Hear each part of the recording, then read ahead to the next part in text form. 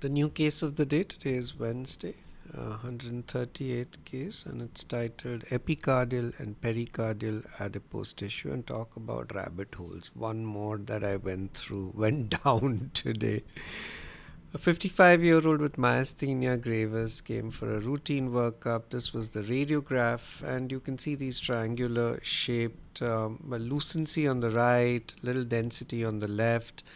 And we all, I think, pretty much all radiologists, pulmonologists do not have a problem calling these fat pads. And typically, the term that we use is epicardial fat pads, just to understand what they look like. So, on CT, we see fat density around the heart, and this is the fat responsible for the appearance on the radiograph.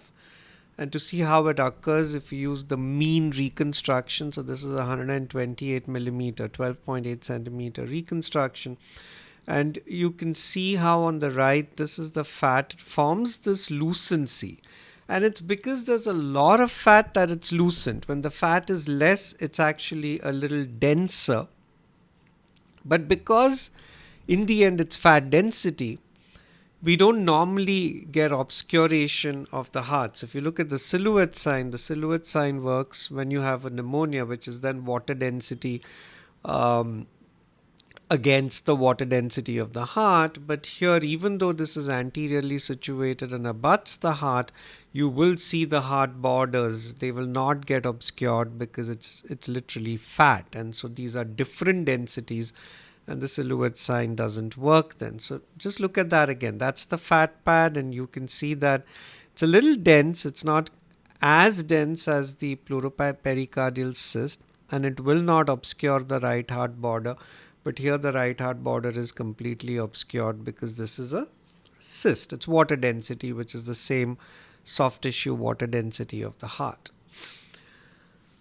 But what about terminology? And so this paper, it's quite recent. I think it got published a couple months ago online. And it gives an overview of epicardial and pericardial adipose tissue. So if you look at this, it's a beautiful diagram, right? And if you look at the myocardium, that's here.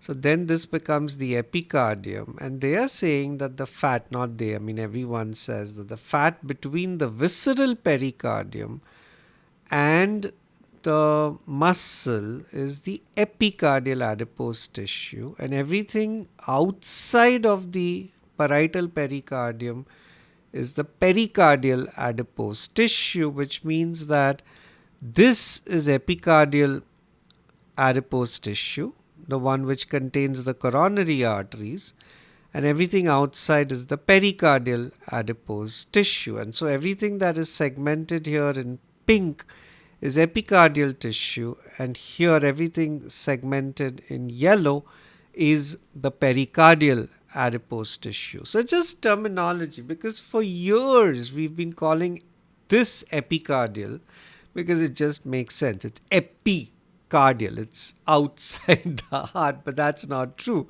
So this is epicardial because it is above or just outside the myocardium, right? Between the myocardium or the epicardium and the visceral pericardium, and you can see that beautifully here. Because this patient has a lot of fat, we're able to identify that. So you can see here the pericardium, and you can see the fat between the myocardium and the pericardium. So that's epicardial adipose tissue, and that's pericardial adipose tissue, which means the next time we're looking at these on radiographs, we should say pericardial fat pads, not epicardial fat pads, and preferably just use the term pericardial adipose tissue, which makes it so much simpler.